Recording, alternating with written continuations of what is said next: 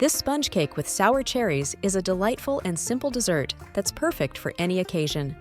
The combination of a soft, moist base and the tangy flavor of sour cherries makes it a favorite treat. Here's how to make this easy yet irresistible cake. I'm starting with frozen pitted sour cherries that I'm placing in a colander to strain any excess liquid. If you're using fresh sour cherries, be sure to remove all the seeds.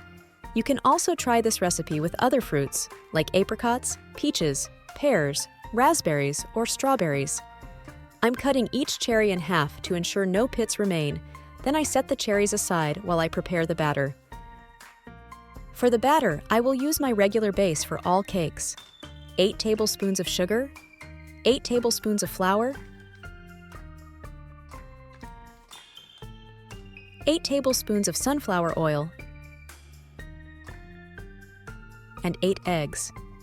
Combining equal parts of these ingredients always results in a balanced cake with a moist base. I will start by combining the dry ingredients. In a large bowl, mix the flour, sugar, and some baking powder.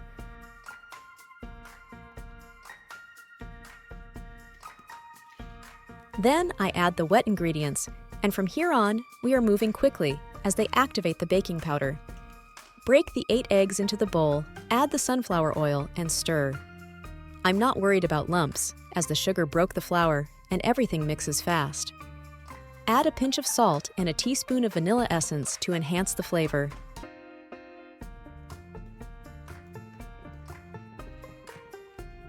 Once the batter is well mixed, I pour the batter into a non-stick baking tray, but you can also line a regular tray with baking paper. Add the sour cherries evenly over the surface of the batter. After the first round, gently push the cherries into the batter using the tail of a fork. Then add more cherries on top for an even distribution. Bake at low-medium heat until the top turns golden and the cake is set. Once the cake is done, remove it from the tray and let it cool. Cut it into squares and serve as is, or dust with powdered sugar for an extra touch of sweetness. This simple sponge cake with sour cherries is a treat that everyone will enjoy.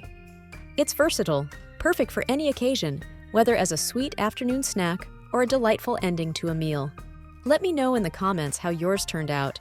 Don't forget to hit like and subscribe to get our latest handmade and homemade news.